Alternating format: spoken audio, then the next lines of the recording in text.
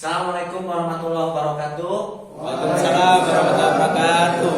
Semangat pagi anak-anak. Pagi. Semangat pagi anak-anak. Pagi.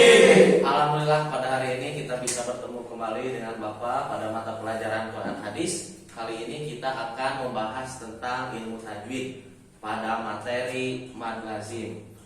Namun sebelumnya kita berdoa dulu bersama-sama pada Allah Subhanahu wa taala, semoga diberi kelancaran dalam pembelajaran kali ini. Kita mengucapkan bismillah bersama-sama. Bismillahirrahmanirrahim. Siapa yang tidak sekolah hari ini? Asep, Pak. Asep, kenapa? Pik tidak sekolah? Sakit. Sakit. Terus siapa lagi yang tidak sekolah? Ujang, Pak. Ujang. Kenapa Ujang tidak sekolah? Sakit.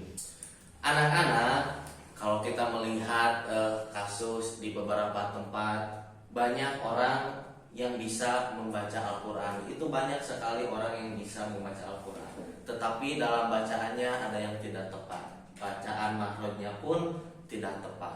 Kenapa itu bisa terjadi, anak-anak? Pak, Ya, kenapa Ahmad? mungkin kurang tahu ilmu tajwidnya. Iya, benar Ahmad.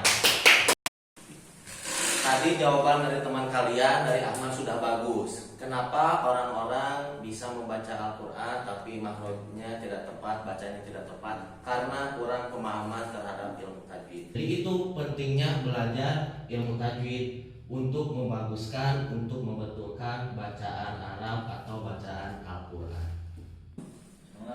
Anak-anak, sekarang kita akan memasuki materi tentang ilmu tajwid, yaitu bab mad lazim. Siapkan diri kalian, siapkan alat tulis kalian, lihat apa yang akan Bapak tayangkan. Sebelum memasuki kepada materi, ini adalah indikator pencapaian kompetensi juga tujuan pembelajaran pada pertemuan kita kali ini. Bisa dilihat di slide. Yang pertama ialah menelaah pengertian hukum bacaan mad lazim mu'aqqaf kilmi, mad lazim musaqqal kilmi, mad lazim musaqqal harfi, dan mad lazim mu'aqqaf harfi. Selanjutnya mengecek hukum bacaan ini juga, mengoperasikan hukum bacaan ini juga. Di sini bisa dilihat tujuan pembelajarannya juga, bahwa peserta didik itu harus mampu menelaah, mengecek, mengoperasikan hukum bacaan mad lazim mu'aqqaf kilmi, mad lazim musaqqal kilmi, mad lazim musaqqal harfi, dan mad lazim mu'aqqaf harfi. Assalamualaikum warahmatullahi wabarakatuh. Semangat pagi anak-anak. Alhamdulillah anak-anak semangat. Alhamdulillah kita pada hari ini bisa bertemu kembali dalam mata pelajaran Quran Hadis. Semoga kita diberi kelancaran, diberi kemudahan dalam pembelajaran kali ini. Jangan lupa berdoa ya. Robbi zidni ilman warzuqni fahman. Amin. Sekarang siapkan alat tulisnya, siapkan pendengaran kalian, dengarkan dengan seksama biar apa yang Bapak sampaikan bisa kalian terima dengan baik. Baik, kita akan langsung saja membahas tentang mad lazim, bahwa mad lazim itu terbagi kepada 4 bagian. Yang pertama adalah mad lazim mukhaffaf kilmi. Yang kedua mad lazim musaqqal kilmi. Yang ketiga mad lazim muhaffaf harfi. Dan yang terakhir, yang keempat, mad lazim musaqqal harfi. Kita bahas satu-satu ya. Yang pertama adalah mad lazim muhaffaf kilmi. Apa itu mad lazim muhaffaf kilmi?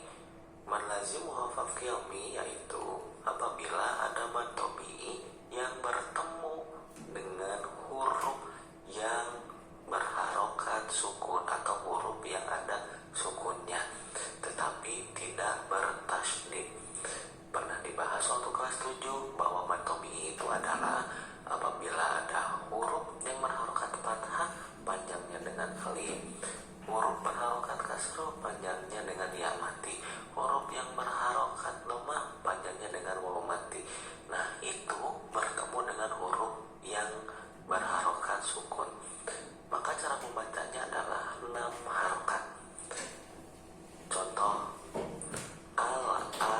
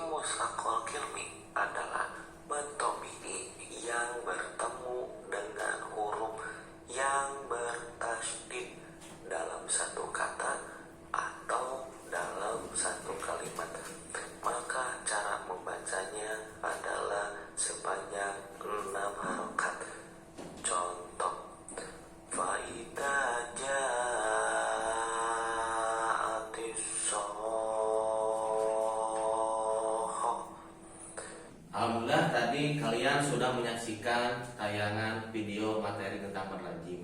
Sekarang Bapak akan membagikan LKPD lembar kerja peserta didik.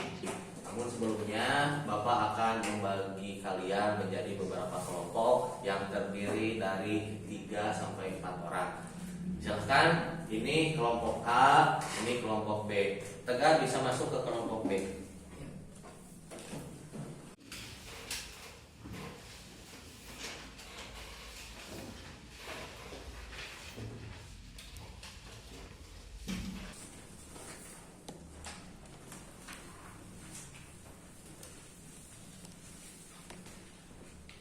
Perhatikan anak-anak, itu sekarang diisi dengan kemampuan kalian sendiri, namun bisa didiskusikan dengan teman kelompoknya jika ada pertanyaan yang memang mesti didiskusikan. Kalau ada pertanyaan yang masih belum dimengerti, bisa ditanyakan ke Bapak langsung.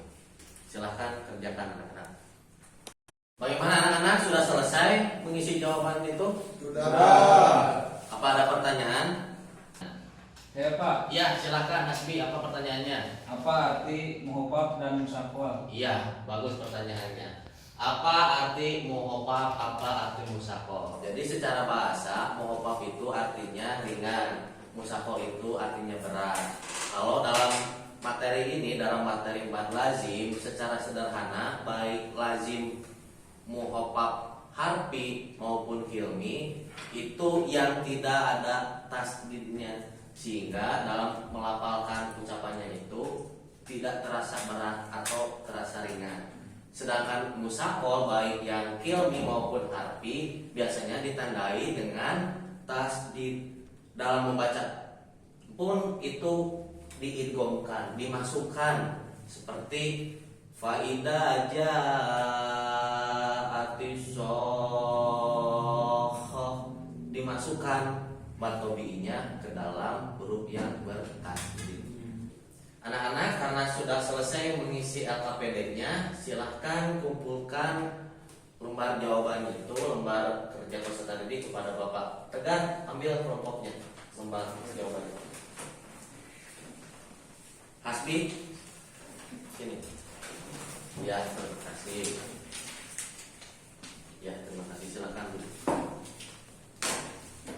Alhamdulillah anak-anak, pembelajaran kita kali ini telah selesai. Jadi kesimpulan pada pertemuan kita kali ini ialah bahwa pentingnya untuk belajar ilmu tajwid supaya bacaan kita menjadi benar, bacaan kita menjadi bagus. Yang kedua adalah khusus materi mad lazim ini, bahwa mad lazim itu ada 4, diantaranya mad lazim muhofaf kilmi, juga mad lazim musakhol kilmi. Bahwa mad lazim muhofaf kilmi yaitu apabila ada mad tabi'i bertemu dengan huruf yang berharokat sukun, sedangkan mad lazim musakhol kilmi adalah mad tabi'i yang bertemu dengan huruf yang sesudahnya berharokat tasdid.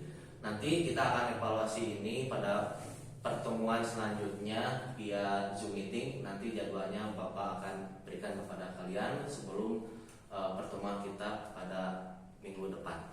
Terima kasih. Kita ucapkan alhamdulillah bersama-sama. Alhamdulillahirrahmanirrahim. Terima kasih. Wassalamualaikum warahmatullahi wabarakatuh. Waalaikumsalam warahmatullahi wabarakatuh.